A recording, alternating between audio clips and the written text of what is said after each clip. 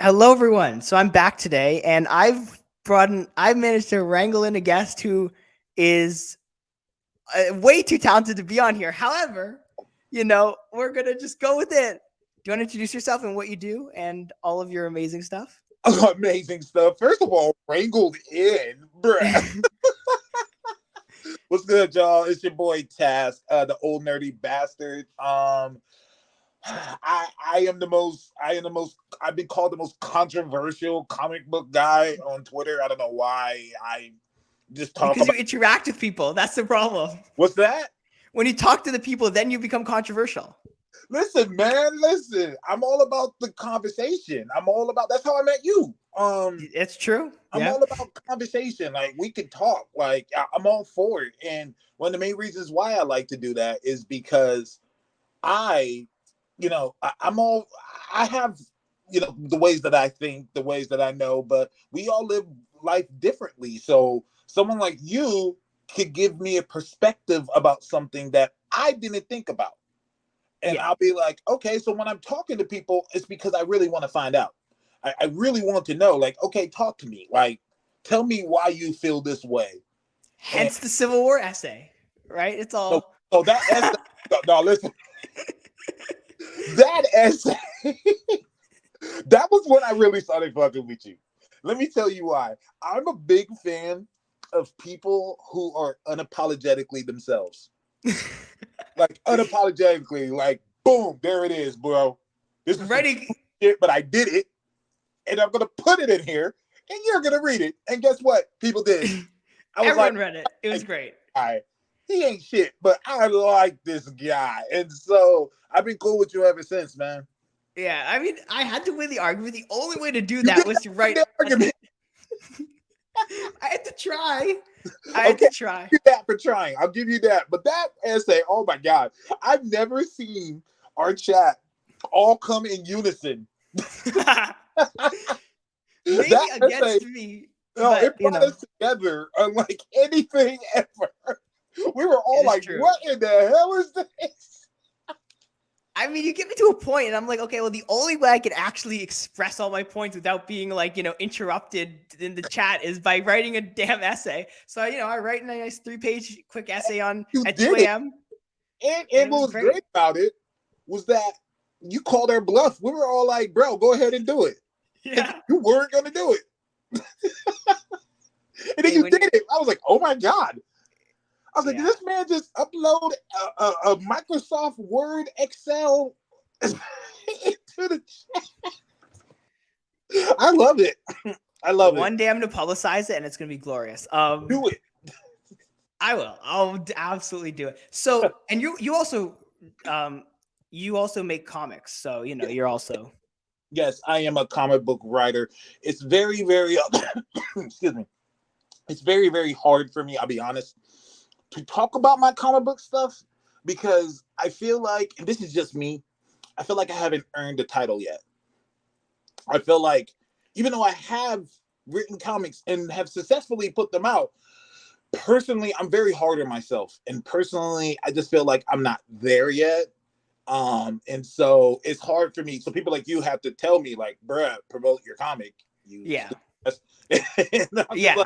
I guess they should. Like, but yes, I do write a comic called The Leaders of the Free World that I do with my good friend Eli, who is my artist. And it basically started like this, kind of sort of like your essay. I was on Twitter and I was saying, like, bruh, I don't like how the way things are going. And someone said, well, stop complaining about it and do your own. I said, say less. And then you did it, and it's an amazing comic, and everyone should check it out. And the link to your probably to your Twitter. I think it's in your Twitter bio, right? Yes, up to task.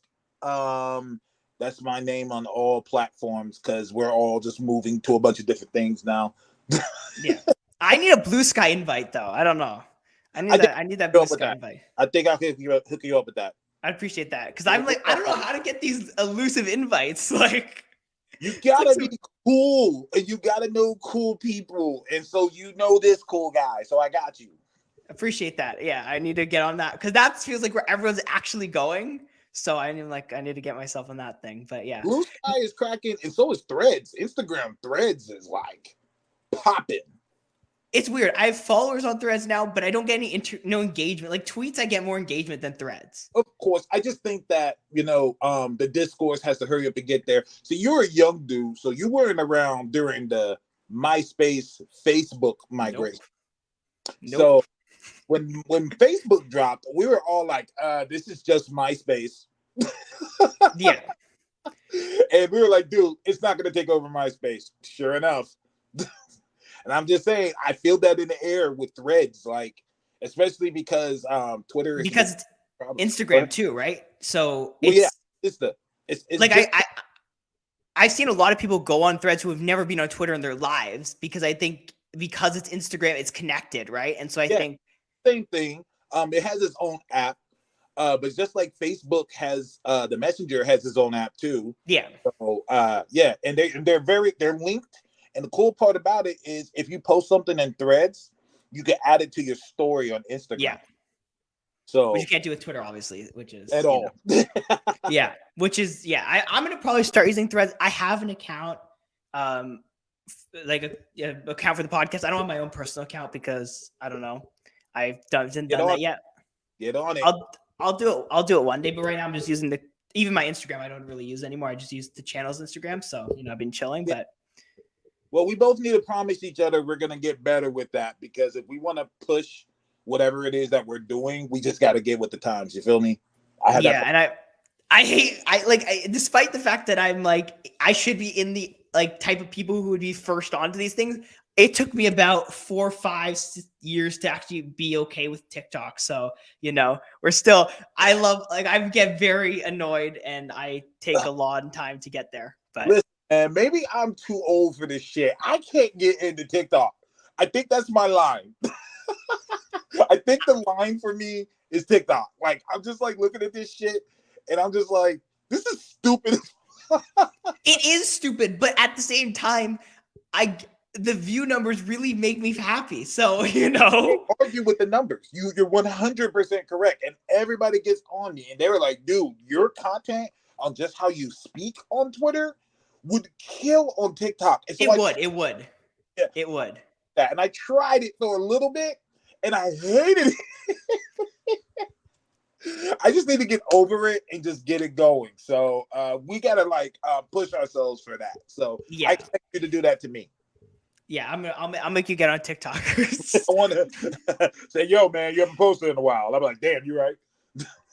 So there's news that broke this morning, which I need to talk to you about because there's only like a handful of people I actually know who would be interested in talking about the fact that Iman Vellani is writing a Ms. Marvel comic and that she's back. Also, credit to you because you did call the mutant thing. I pushed back on that, I'm pretty sure, in the chat. But you did. You did. Yeah, makes sense. And then you did call it and you were absolutely right. So how does it feel to be right about this? Which, in hindsight does seem pretty obvious when you think about it, but it is very obvious, but I also feel like people didn't want to believe it.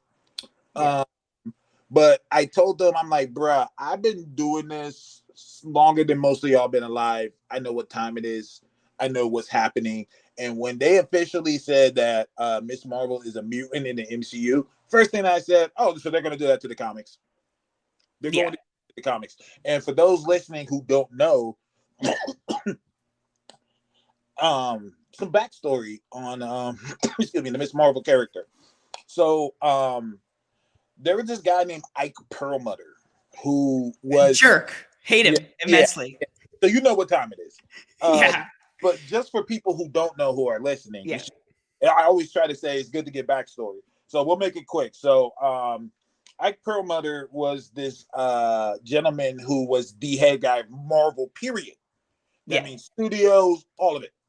Yeah. And he was a known racist, Trump supporter. Sexist. Yeah, sexist. He donated a lot of money to the Trump campaign. And just things like that. And I'm all, people can do whatever they want with their own money, but that just did not help his case at all. He also was the one who said he told Marvel Studios, you can't have female solo movies because Catwoman failed, and therefore every female superhero movie is going to fail. Yeah, so he said that nobody will go see a black superhero film or a woman superhero film.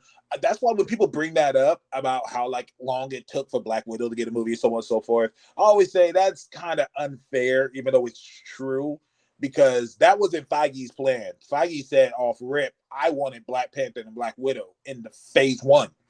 Captain Marvel was supposed to be in the first iteration of the Avengers, right? Mm-hmm. Yeah. That was his idea, but that wasn't when Kevin Feige was Kevin Feige. It was when he was just this random dude who got exiled or left Fox and is now or Sony and was wandering around the ether and ended up, being a guy. 100%. He is the for those of y'all don't know, he was Kevin Feige was hired by Fox to overlook the first X-Men movies with Bryan Singer. Because when they hired Bryan Singer to do it, Bryan Singer wanted nothing to do with the comics. He said that on set. He was like, I don't want their costumes. I just basically... No yellow Wolverine costume. None. There's even a joke about it in the movie.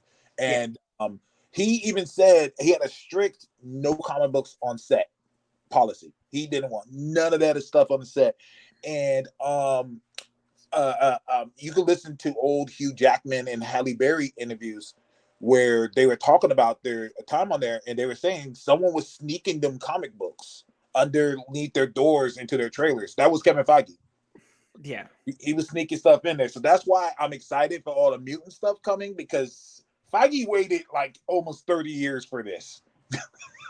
And the Fantastic Four, too. That was his baby. Like, he wanted that from the beginning. And that's why I'm telling people are like, oh, it's taking so long. I'm like, nah, let this man cook. Let him cook. Like, he gets one shot at this, and it has to be good. So I'm excited that. But anyways, but keeping on the mutant thing.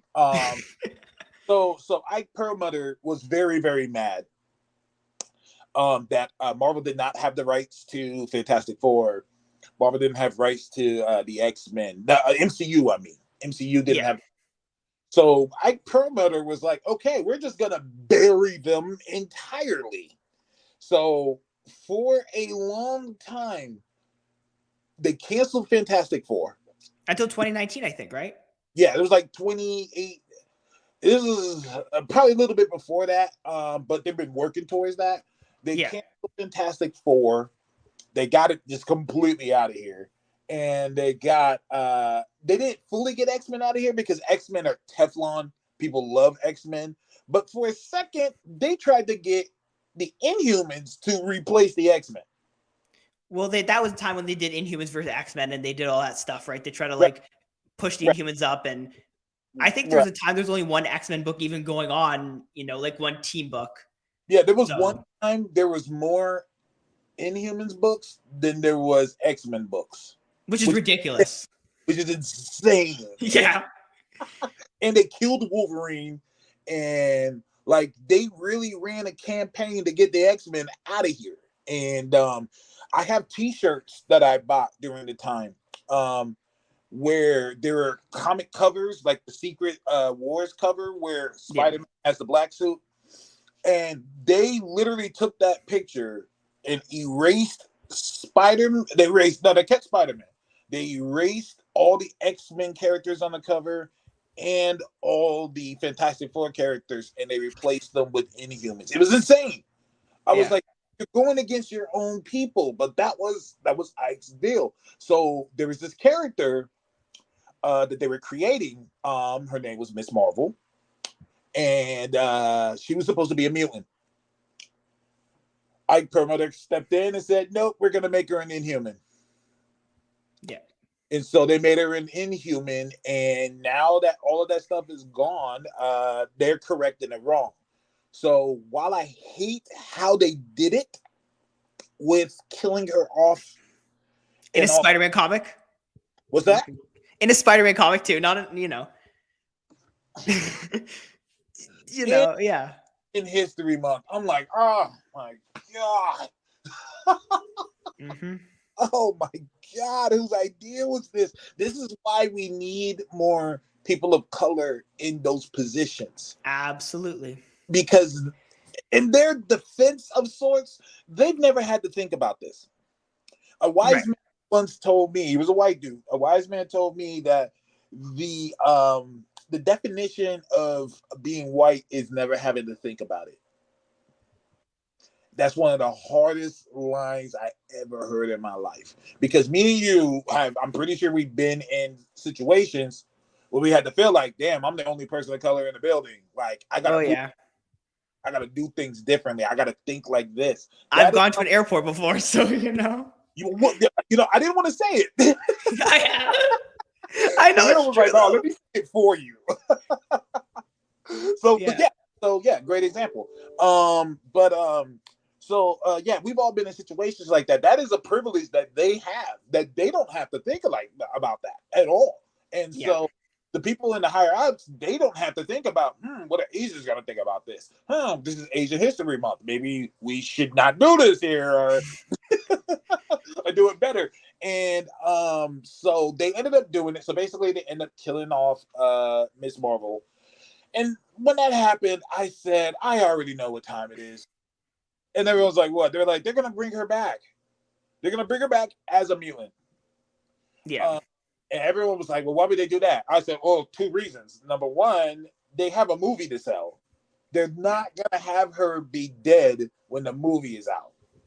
That's not. Well, because Marvel's also MO is always even when you start a long running series right before a movie comes, like you come back with a character who hasn't had a comic in like years, just before a movie comes out, almost out of just complete, or you revamp the character. Like I think they did it with, if I'm not mistaken, Black Panther. They designed him, they drew him like Chadwick leading up to the movie, right? Yeah, 100%. Listen, at one point in my life, I was upset about stuff like that, about the MCU, but in my older age, I really realized I don't care anymore. Listen, we know we this is what's happening. It's what's happening. They're going to synergize everything. From a business standpoint, it makes sense. It's genius. It makes sense. You see, I work in business. I'm an accountant for the state of California. It makes sense. Business-wise. So all I can tell people when people say, oh, dude, the corporate synergy, I say, bruh, who cares if the content is good? Who cares? Also, it does help comic sales, which are not like, the strongest thing ever, because like I remember the one I remember very clearly was, I remember after Infinity War, they did the tie-in which had Red Skull, or the teaser Red Skull. That was weirdly one of the most popular comics people talked about, and it was like it was a one-off tie-in thing, like literally directly connected, and people talked about it though, and it brings people to buying comics, and that's not a bad thing for the industry. 100%, and especially with a character like Miss Marvel, because people always bring up Miss Marvel's comic sales, and Miss Marvel's comic sales aren't like stellar like that. However, she kills it in the trade market. Yeah. Like I tell people, pull up the trade numbers. Pull up, they have Scholastic deals where her comics are in libraries and schools and things like that. That's some real money right there. So while she's not killing it in the comic book form, she's killing it everywhere else. So that's acceptable. And I want to ask you, I don't know what ethnicity you are. I'm Muslim, so Okay, so you are Muslim. Okay. Yeah. What are your thoughts on all of this? So when Miss Marvel, when they announced that she was dying, I think I threw something at a wall. I was really angry, and I also hate the fact they were killing her in a Spider-Man book and all that other stuff, right? Like I was furious because Miss Marvel's always been one of my favorite like Marvel characters, because I do actually connect to a Marvel character, which is great, and I it's very rare again to have a Muslim Marvel character. Like that's not just I don't mean to cut you off, but not just a Muslim character. She's in the front. Right. Like they're pushing her. And this is what I tell people, people give me shit because I'm a Marvel dude. I always tell people I like color in my world. Yeah. My world. I like color. I like to see people of color in my world. So that's why I always lean to X-Men. That's why I always love the Blade. Shang-Chi, like characters like that. Like these guys were in the Avengers. To me, it's bigger than just doing diversity. Yep. They gotta be standing next to these people. Look at the Avengers video game. Miss Marvel is there. Miss Marvel and Miles Morales were video game characters, and they were both in the Avengers. Yep. This is different. This ain't that. You know, where no offense to DC, but they'll just put out a diverse character. Sweet. Perry White was black. Huh? And that was Perry White is black, and they called it a day. Oh, look, we did diversity. Look at that. I tell people DC gets they have it lucky because instead of actually having to put in the work to push a diverse character, they'll just say, "Oh, we have a Muslim Green Lantern now." Also, by the way, just I know this will piss you off because I know this is gonna be one of your things, but the fact that we haven't seen Static Shock is wild to me. Oh man. Static is gonna be tough for DC to do, like I tell people, because DC does not 100% own Static Shock. They're Really? yes, Milestone is a company that DC pays, and they basically Milestone was their own studio. That's what they call Milestone Studios. They made their own characters. They made their own world. DC said, "We're gonna pay you guys." Pretty much distributed under our label. Oh, yes, and so basically, DC loses money putting out Static Shock stuff. They lose money because that money doesn't go straight to them; it's shared. Right. But I wonder if James Gunn will be able to do something, you know, if his kind of universe works out, if he'll be able to say, like, because if they start making money, because I think the problem right now with DC is they lose money for Warner Bros. If they start making money for Warner Bros, then, you know, maybe they won't go the Bob Iger strategy of let's stop spending money on the thing that makes us money. And they'll go the strategy of let's see if we can just straight out buy the character and be able to make money off it. But I don't think Milestone will sell, and I wouldn't blame them for doing that. But yeah, they pretty much have to work with the Milestone people, and unfortunately, especially now with WB, they need as much money as they can.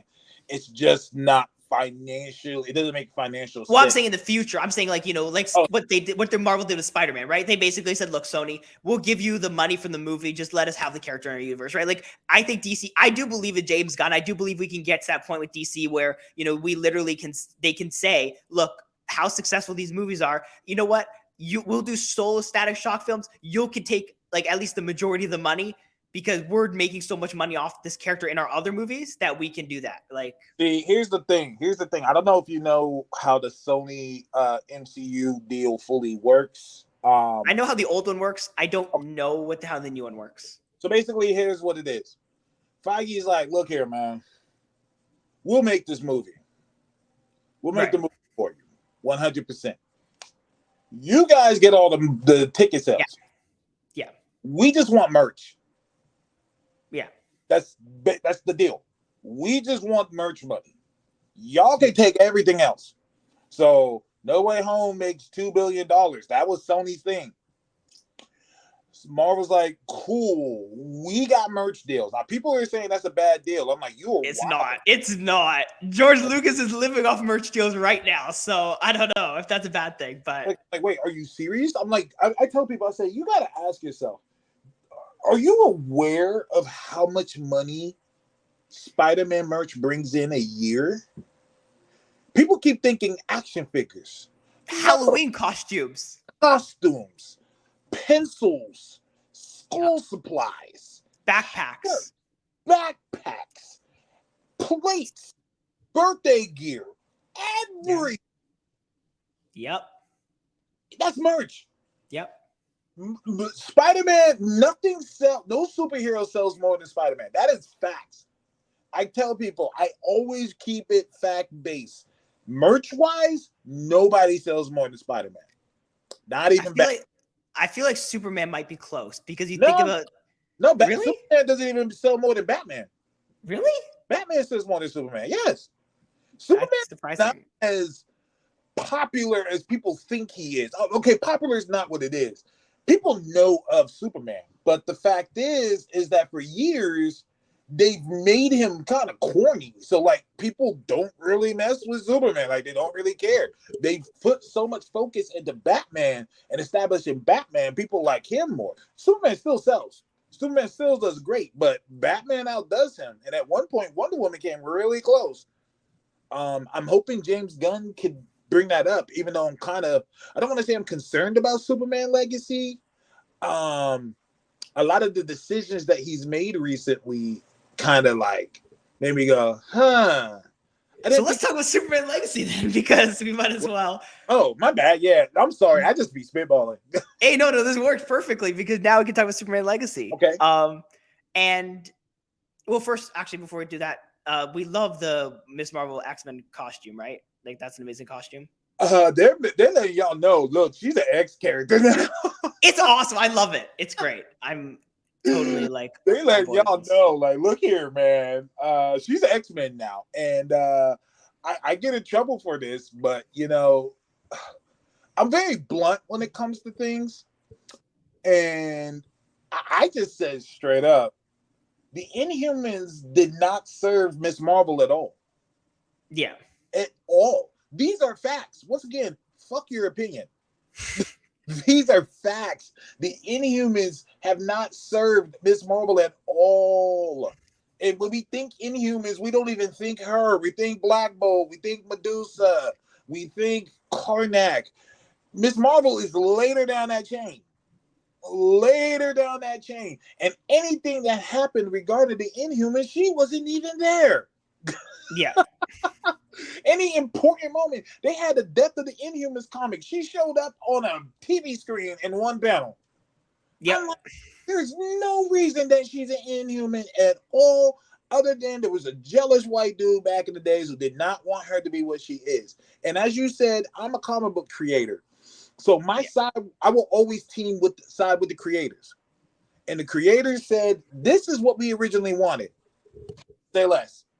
And also, to be fair, I don't know if you know this, or I'm sure you do, but like one of the first people she teamed up with was Wolverine in the comics. Yes. Like that wasn't an accident. That wasn't a plan. I also am relieved to see that it looks like she's still gonna have her original powers.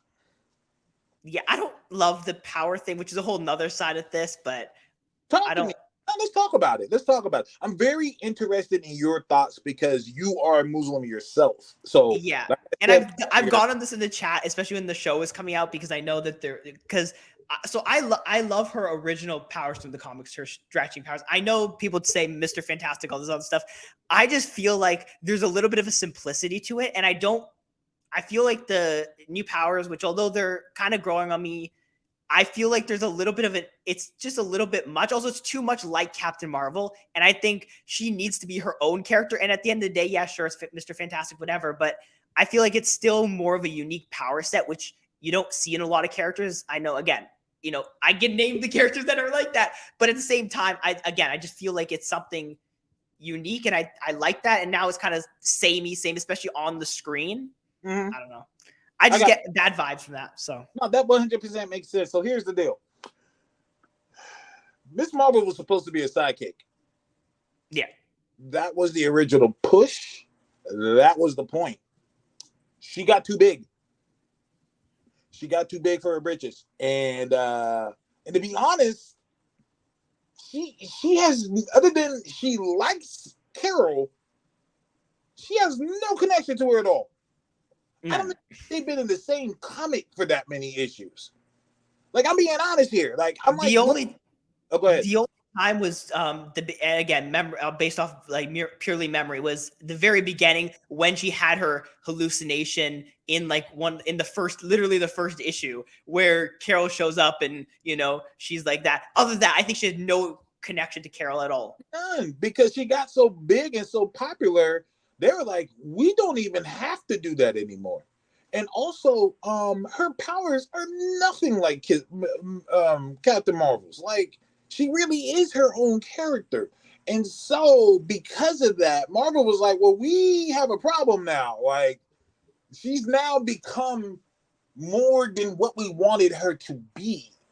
and making her a mutant. I mean, I see all the X's on her. I hope she doesn't join the next team.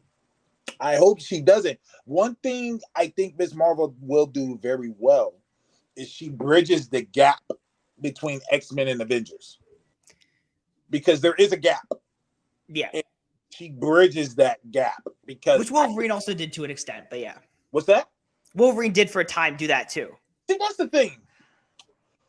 Wolverine has been an Avenger, but he's always been an X-Men. Even when he was on the Avengers. I'm like, yeah. Yeah. He was on the X-Men too. So to me, I thought that was a cop-out. Because I'm like, if you're gonna make him an Avenger, make him an Avenger. Right. Don't say he's an Avenger and an X-Men. This doesn't make sense. And he has his own comic. It's like and so that was back when they were throwing Wolverine on everything. Like Wolverine was on the cover of just everything. But with Miss Marvel being a mutant, like she has the ties to Krakoa and she has ties with the Avengers. I've always said Miss Marvel should just be an Avenger. Like she like I understand she's with the champions, but I kind of feel like she's bigger than that now. Like, but that's I'm a Champions fan and I love that dynamic of that team. It was one of the worst things, like getting rid of it was one of the worst things Marvel ever did, like their own Puck, but you know. Oh man, a lot of people are gonna be mad when they get turned into the Young Avengers. I'm gonna be so pissed. I'm already like, I'm ready for that. I'm ready to be angry about that. However, like, because I like the Young Avengers, but I also like I love the Young Avengers. Don't get me wrong, but that Champions dynamic with Sam and Miles and Kamala We and Viv. still have that. They'll just be called the Young Avengers. But they're gonna also have like all the Young Avenger characters, Hulkling, Wiccan. Will they? I mean, here's the deal. I've said this and I've gotten, once again, I always say controversial things. I'm just like, do we need a Champions and a Young Avengers? Yes. Why? Because they're two different dynamics. What's the dynamic? The dynamic for the Young Avengers is supposed to be a little bit older of a team. Like the Teen Titans, you look at them, they're like a little bit of an older team, right? They're a little like they're a mid, like it's kind of like the Runaways. What's the Runaways deal? The Runaways are meant to be an older team. They're not meant to be children. Knock it off. The Runaways. First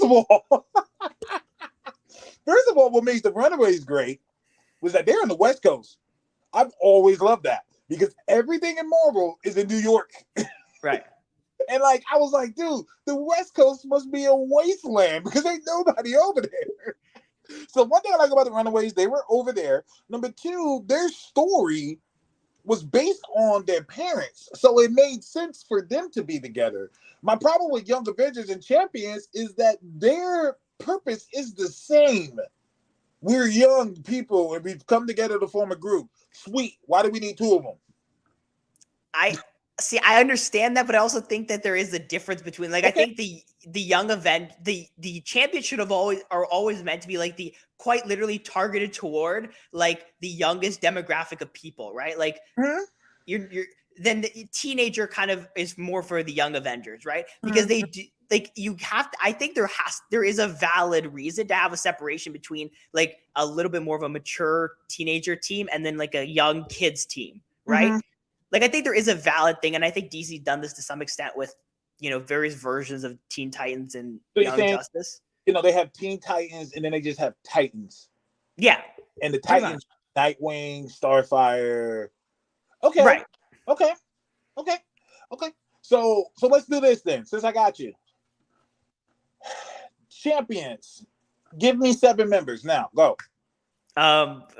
Miles, Miss Marvel, Viv, Sam. You better get okay. Yeah, Sam, obviously. My brain blanking. Can I throw someone in there? Sure. Braun. Okay. What do you mean okay? Okay. Yeah. You ain't fucking with Braun? Yeah. Oh, there. No, I mean, yeah, I agree. I that works. I don't have a problem with them keeping the teams together. I just think there is a valid reason to have them separate if they choose to do that. Well, no, Braun was in the original Champions team. No, I agree, but I'm saying like I think I'm now thinking because like that's really it. After that, that's it. And I think Can I give you mine? sure. Okay, so Miles Morales, Miss Marvel, Yeah. Sam, Viv, Braun, Ironheart, Right. Snowguard. Hey, I'm down for Snow Guardian though, so I love Snowguard. Yeah. I love Snowguard. To me, oh no, we had to add one more. No, we don't. No, we don't. No, we don't. I was gonna say Cassie, but no, Cassie would be with the Young Avengers. And while we're throwing, I mean, I would throw in just for my own selfish reasons. I would throw in X-23, but X-23 is too old now. She would be Young Avengers. Can we have let's get Honey Badger instead. okay, that works too. I need one of those Wolverine-esque characters in it, but I'm okay with that. Yeah. Let's get. I've always said Honey Badger should be with that team because like she's too young to be on anything else. and then you have the usual Young Avengers with Speed, Wiccan, Speed, Hulkling, Wiccan. Iron and Lad. I hate the name Hulkling. Because not Hulk relation or anything. First of all, the name is stupid. Yeah. Second of all, he's not a Hulk at all. No. No, all of the Young Avengers had to change their names because they were just masquerading as that. Like before he was Wiccan, he was Asgardian. And he wasn't Asgardian at all. So they were like, dude, just change your name. And they all were ended up changing their names. And Hulkling didn't. And I'm like, why? Like he should be scrolling or something. I don't know. And but yeah, I'm with that. So let's see. Hulk, Wiccan, Speed, Hulkling, Kate Bishop, America Chavez. Yeah. America Chavez. I'm gonna throw in. I'm bringing Patriot back. I don't know why Patriot has like vanished.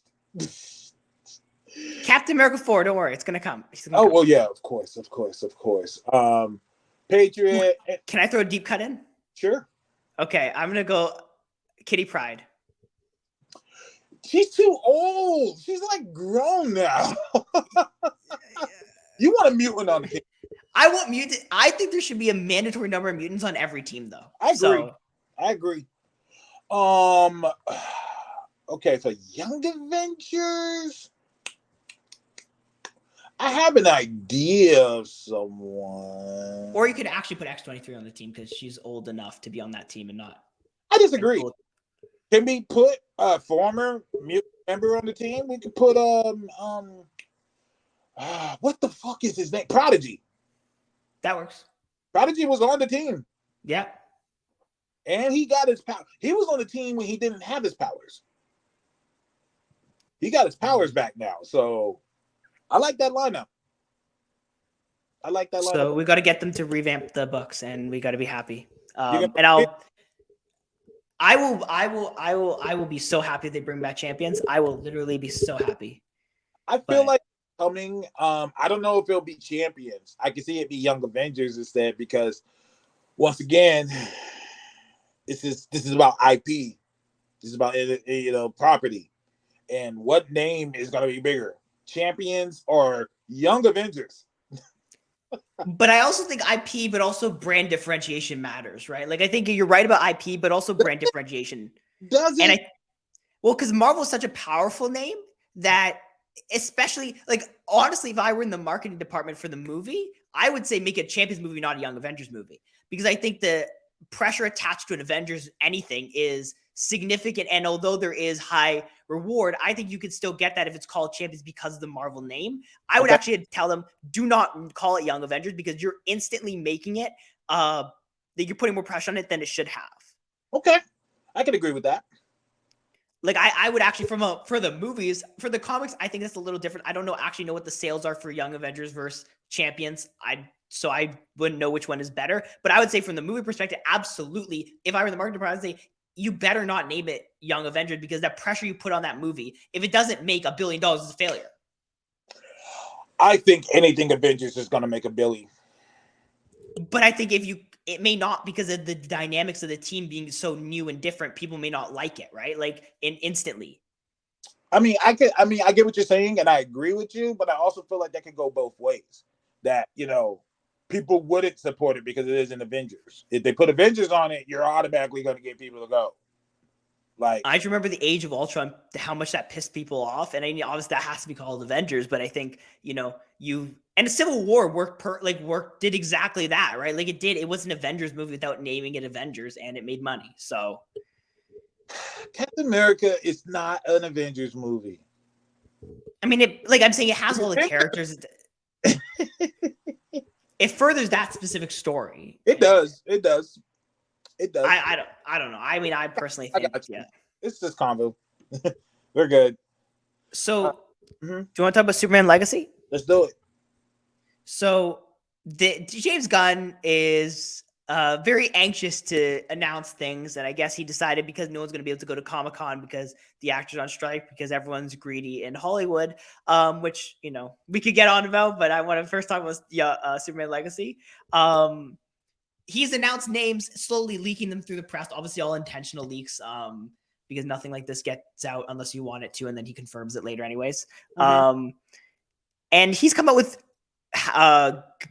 goddamn, what's his name? The Nathan Fillion's Green Lantern version. Guy Gardner. Guy Gardner, right. Okay, Guy Gardner. You have Superman, Lois Lane, you have Hawkgirl, you have Mr. Terrific. And by the way, this is still called Superman Legacy, not Superman and Friends Legacy. And he wants to start us in a world where superheroes already exist.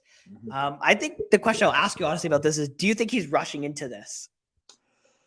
I want to say yes. I really do want to say yes. However, I do trust James Gunn. We don't know how much screen time they're going to have. That's the thing. I do like that he's establishing that this is in a world where superheroes already exist. I've said that off rip. I said one of DC's biggest mistakes when they first started the DCU, which is an understandable mistake, but they felt like they had to introduce Superman and Batman and all that. And no, you didn't. You walk down the street, you ask people, who the hell is Superman? Everyone, despite the fact that, Batman's more popular, everyone can tell exactly how Superman is on Earth. We've had a show called Krypton. Like, we don't need any more. We're good. We already know who Superman is. We already know who Batman is. We already know who Wonder Woman is, if we're being honest. Huh? Wonder Woman is probably the only one you can argue that, and I think we already know who she is to an extent. Wonder Woman has had cartoons and a live-action show since the 70s. Wonder Woman... People know Wonder Woman. And not just that, the Justice League animated series already did this. That's true. It already did all of this. Well, Justice League, the animated series, which is his reference point, had all these characters exist from the jump. Yeah. So I tell people all the time, what pissed me off was that DC already had the blueprint. Marvel had to come up with the blueprint.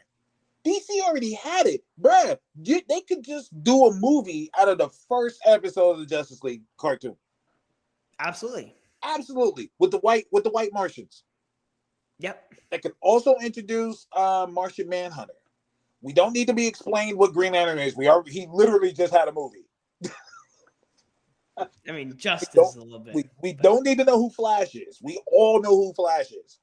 Maybe no one knows who Flash is because no one decided to watch his movie for other reasons. But I agree with you. People say that it was mostly because of other reasons. I'll tell you the main reason. When Gunn announced his list of movies, nobody saw Flash on there.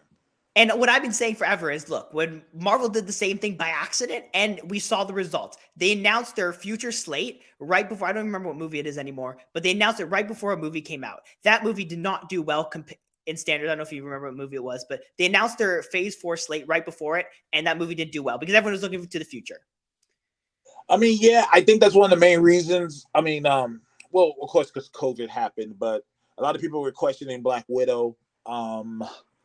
I still feel like the Skrulls are connected to that movie somehow. Oh yeah, said this on any type of platform, so this might be an exclusive.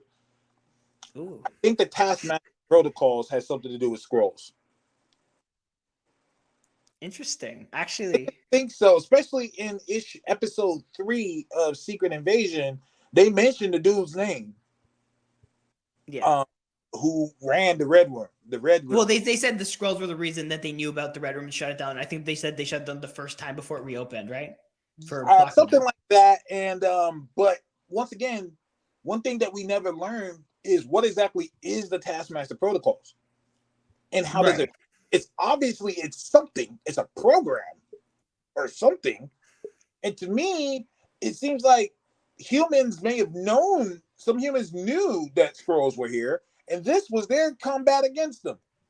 Well, you know, it's interesting because, like, the end of Black Widow, right? The purpose of the Red Room, I guess, post Black Widow was they had these people kind of going out and doing very similar stuff to what it seemed like the Skrulls were doing. So I think the question is there a difference? Because if you think about it, like, Black Widow had these people kind of go out and do the same things that Nick Fury said the Skrulls would do, gathering intel, helping people get out of this program, whatever. Is it possible they're the same thing? I mean, what if the Red Room was run by a rogue group of skulls? See, I mean, Skrulls, yeah. I keep asking myself, why was this movie made? But Black that's Widow. the question. That's the question. Why was this movie made? I refuse to believe that they simply just made this movie because sure, why not? Well, Like, because they want to introduce Yelena, right? well, they could have done that a completely different way. They didn't. They Have could have to had her show up in Hawkeye like she did, and that would have been fine. like 100%. She could have just pulled up in Hawkeye. Who is this girl? Took the mask off. I'm Yelena Belova. I'm losing my shit. Although, to be fair, I guess most people wouldn't even know who that is. But then again, most people didn't see Black Widow, hence the numbers. So, one can argue that, it didn't really do much. And I agree with you. I think that I think there is probably a purpose. I think most people are underwhelmed with Taskmaster. I know you're a Taskmaster guy. So I'm sure, and I don't remember what your opinion was at that time, but I feel like you were underwhelmed by it. I'll be honest with you. I have a saying that I stick by, and I tell people this because I live it every day. Just because a story didn't go the way that I would have done it, it doesn't automatically make it bad. I like Black Widow. I think that it is one of the most serious, most adult Marvel films they made, because the movie is about fucking girl trafficking. Yeah. And that's like a real serious problem. And that's what it's about. And while I'm a big Taskmaster fan, this has nothing to do with it being a girl. It's just the fact that No. Yeah. I always have to reiterate that. But yeah, it has nothing to do with it being a girl. It was just that's not Taskmaster. That's somebody in a program called the Taskmaster Protocols, and they're just calling it that.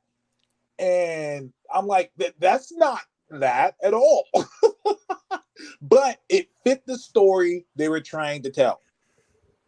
But So, Marvel also has this tendency to come back, like say, you thought that was all we were doing, because the problem is Kevin Feige does plan 17,000 steps ahead of us, and we don't really know what his ultimate plan was. I think COVID kind of messed everything up, because I think the release schedule kind of is now all over the place. So if we had an idea before, we don't now, because things like, I remember God damn, what's it called? Armor Wars, right? Like, that thing has changed its vehicle of how it's going to get told and being pushed back. So obviously Thunderbolts and whatever have had problems. And then now the actor strike's going to probably delay stuff. So I think that all of these world events, which, Kevin Feige himself can't directly control. I guess you make an argument for the actor strike, although I don't think he has much power in that either. These events kind of make it so that we cannot see what's happening. And I think he's also still trying to figure out to some extent what's happening. Yeah, they're pretty much going along as it goes. They're making it up as they go along. And that's tough. But the thing is with Armor Wars, and I'll tell you this too, this is just my thoughts. I think Rhodey became a Skrull during the 5 years after the blip. I think they kidnapped him, and I think they got that Skrull in there. So throughout all of Endgame, that's Skrull Rhodey. I can see probably by the end of Secret Invasion, Fury going and finding the real Rhodey. I mean, the real Rhodey would be alive and would be in that room. He right? has to. That's the thing about the Super Skrulls. They can only take the form of. I mean, because he also has his memories. It's not right. So the person has to be alive. So he's somewhere, and I can see them rescuing him. And right when they rescue him, he just looks up and says, "Where's Tony?" And then you have to tell him he died. And that's gonna break me. Once again, let's go back to what I said about Black Widow. Why are we getting an Armor Wars movie? Why is this happening? Good question. My thoughts, this is going to be Rhodey's. They said this is Rhodey's movie. I thought again, why is Rhodey getting his own movie? Yeah. Let me tell you, I think Armor Wars is going to be about somebody, probably, if it was up to me, I would bring back Hammer, Justin Hammer. I would too. That actor is amazing. He's great. He was great in Iron Man 2. He's the only redeemable quality of that piece of shit movie. I mean, I would argue Black Widow was a redeemable part of that too. Okay, that's fair. Well, ScarJo, you know. Yeah. Yeah. So I think that movie is gonna be about someone saying, "Hey," it's pretty much like what they did in Falcon and Winter Soldier, where they were like, "Well, we gotta have a new Captain America." I think it's gonna be a movie. I mean, in the movie, that's what it's gonna be. It's gonna be people are trying to become the new Iron Man. The movie will end with Rhodey being the new Iron Man. So you know what? So I'm gonna give you a weird because I'm working on a project for the last 8 months, like a DC like fun like make my own universe thing. Okay. And so I've been reading a lot of DC comics, and I went back to one of my favorite Batman stories ever. And it's not really a Batman story, which is funny because, you know, of all the Batman characters, Batman is my least favorite. And so it's Battle for the Cowl.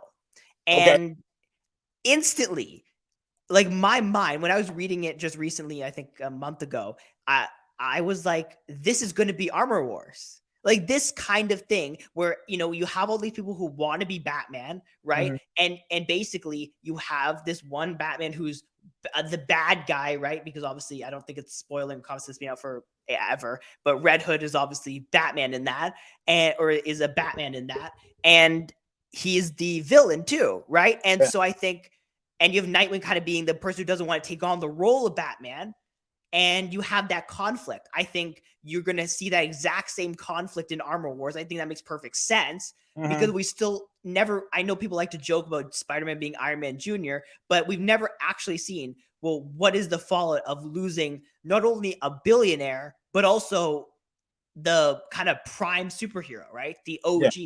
Yeah, absolutely. The Spider-Boy comics have me laughing because it makes me laugh because I'm like,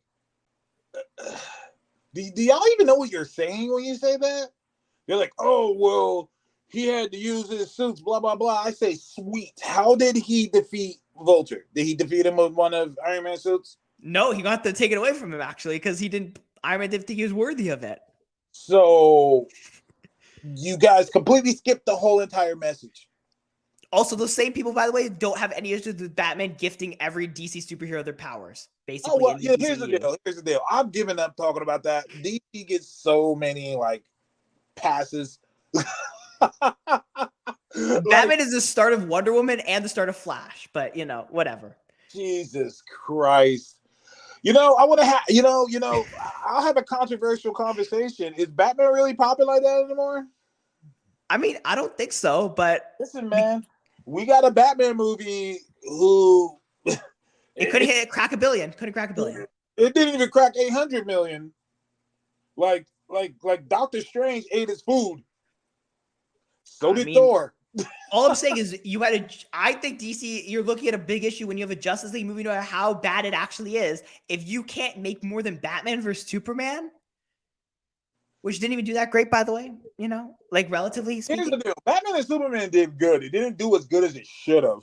But you know, Batman and Superman, like, it's the first time ever they're on a movie screen. You're right. Like, you're right. That should have done bigger than Avengers numbers. It was a whole trinity, actually, because it was all three of them.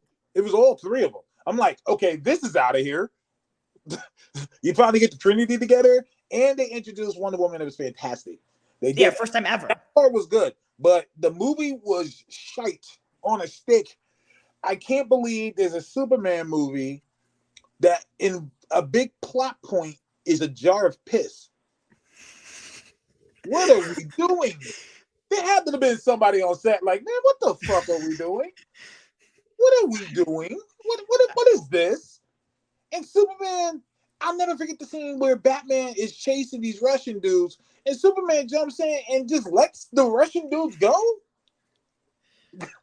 I will still say forever, Marvel's greatest blessing was not having access to their most popular characters when they started, because I truly believe, and I know this is probably a controversial take, but I truly believe Kevin Feige is great, love him like immensely, right? Right.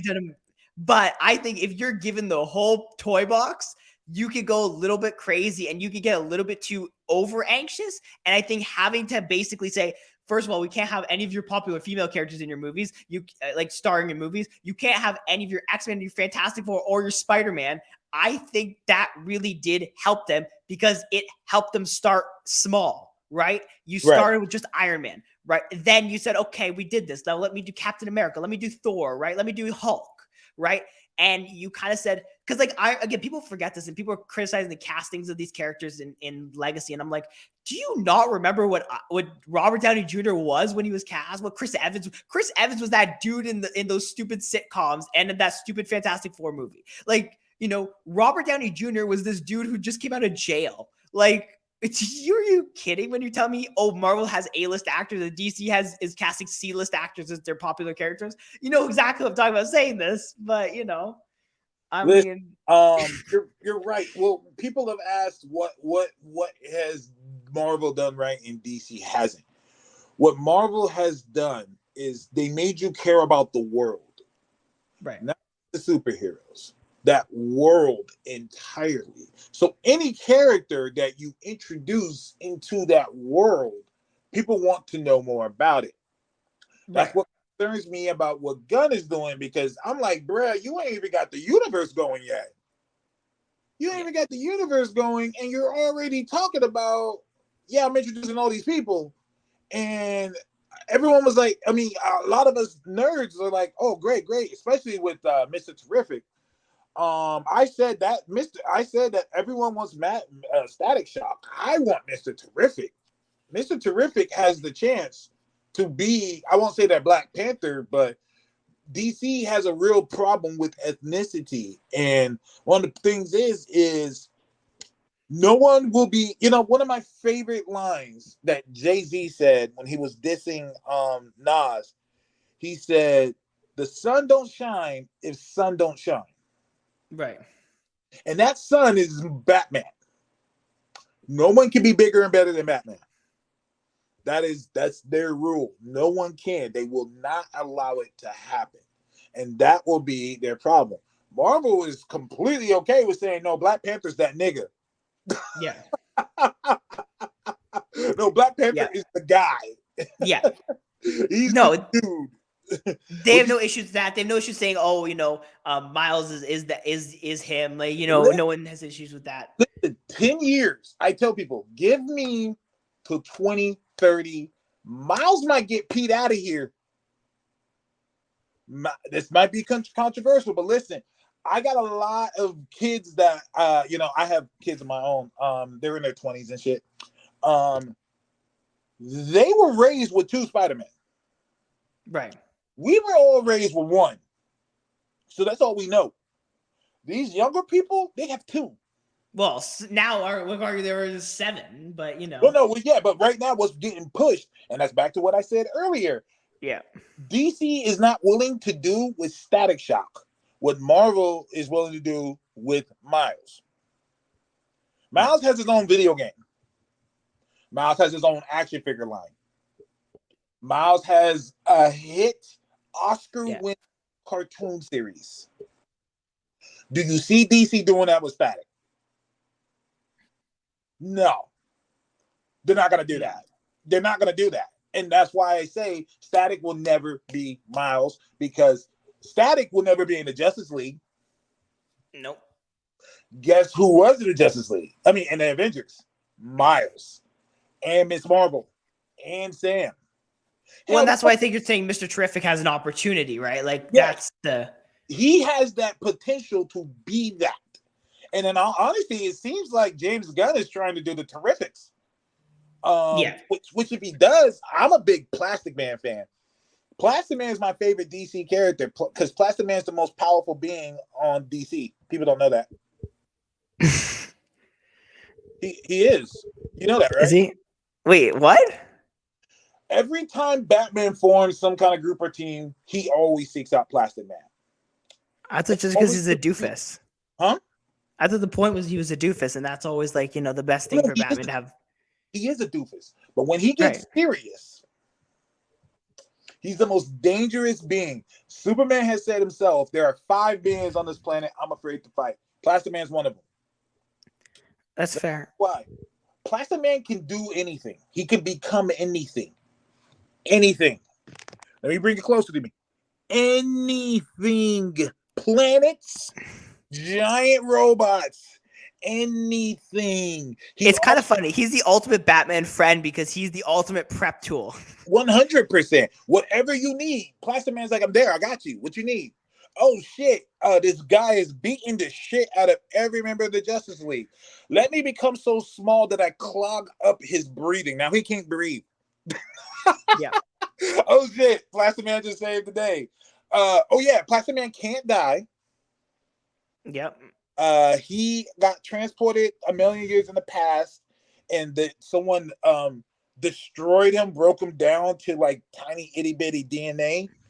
They had to hire the Atom and Firestorm a million years in the future to find all his DNA pieces and put them back together. So they just discovered, oh shit, this man can't die. Oh yeah, he doesn't have organs.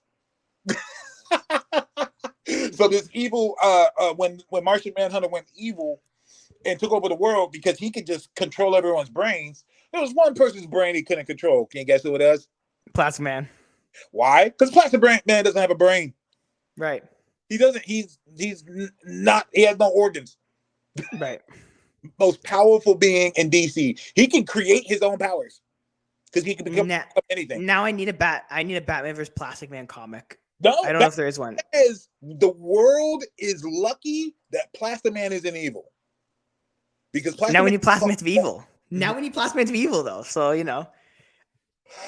Shit. That would be interesting. But yeah, Plastic Man is the most powerful being. Like he can become anything. Like Green Lantern has limits. Like he can create anything, but he's still gotta charge it. You take away the ring, he can't do shit. Plastic Man's like, no, I'm good. I feel like this also speaks like in a weirdly like funny way to DC's bigger problem with their characters, and it's kind of like the thing Marvel never had, which is DC's characters were made to basically just be invincible gods. Like, hey, let's talk about it. Wise Man said to me, I've been saying this for years. Do you know the story of Prometheus? Yes.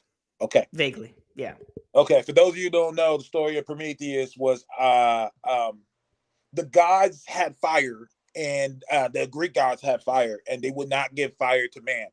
Prometheus went and stole the fire from the gods and gave it to man. DC are the gods. Marvel or Prometheus.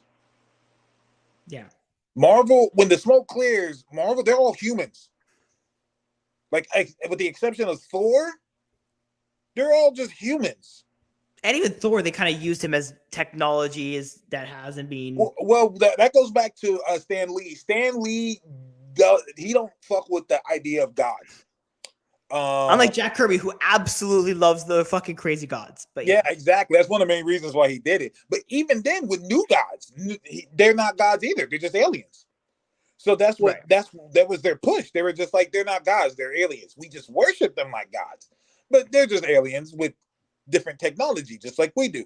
And so yeah, other than the exception of Thor, they're all just humans fighting these extremely powerful things and somehow are winning. Which I think again works in their favor, like especially when it comes to making because like comics, you do get a little bit of leeway to kind of be ridiculous because it's comics, right?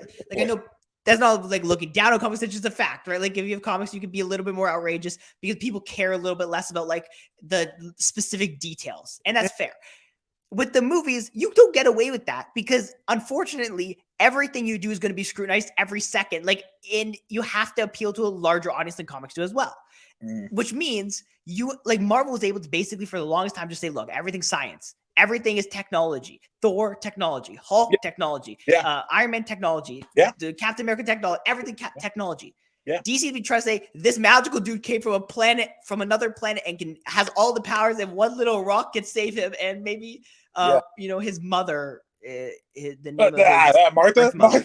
Yeah, and it's like everyone is a god, and then you're like, okay, well, there's Batman. He's not a god. Oh wait, he's also the guy who, according to every DC fan with enough prep time, can kill anyone in the DC universe. So therefore, he is also God, and therefore the only person yet who's human is a god. And even the kids are gods. Like, you got Blue Beetle. I mean, we're gonna get a Blue Beetle movie. It'll probably not do well box office because DC sucks.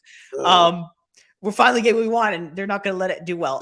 But then the disrespect. The day that was supposed to be Blue Beetle's trailer, they dropped the Walker trailer. They dropped another Barbie. They announced all the new people. I'm like, damn, y'all couldn't give him a day?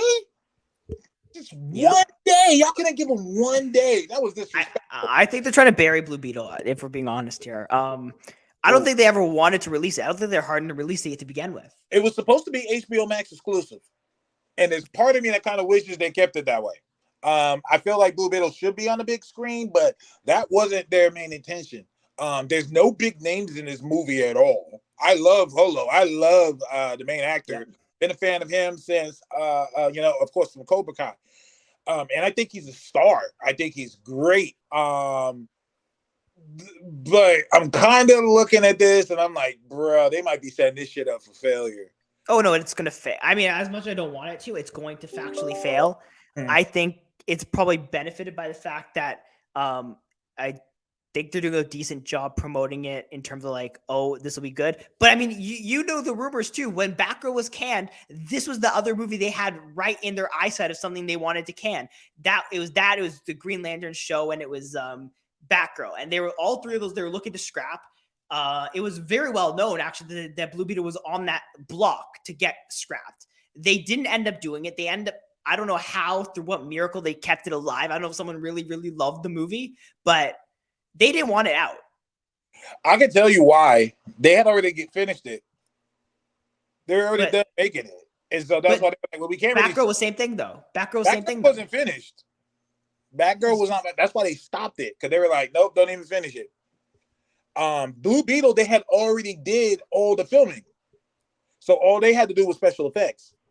So they're like, well, fuck it, just keep it going. And also, it just wasn't a good look to cancel both of the people of color things. Yeah. Probably wasn't I mean, I don't know if they actually care about good looks anymore, but yeah. Because otherwise, I'm still mad at all the Flash shit. I'm like, that was the most disgusting shit I've ever seen in my life. That was nasty. Yeah. I refuse to believe Batgirl was worse than Flash. It wasn't. I keep telling people are like, well, Batgirl wouldn't have done good. Bullshit. Batgirl was not worse than this.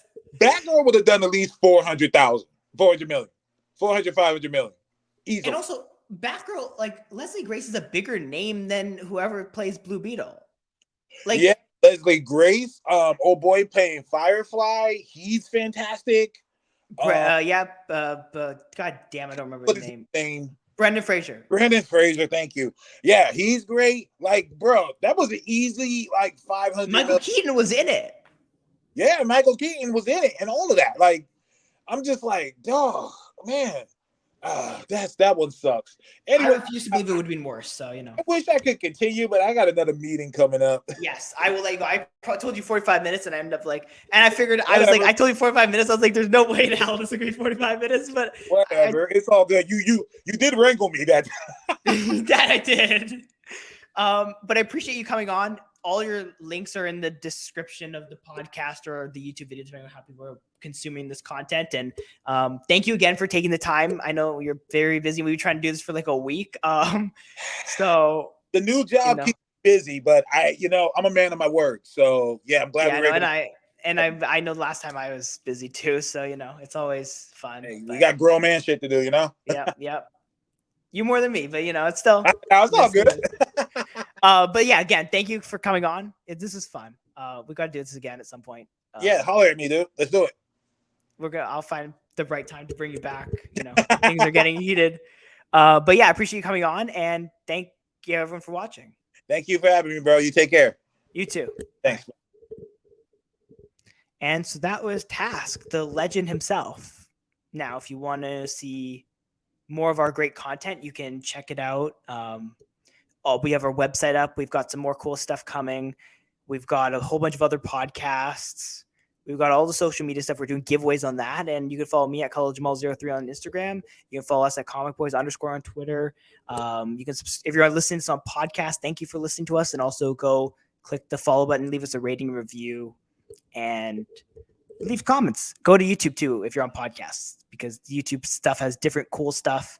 And so we appreciate that. Thank you and have a great day. Bye.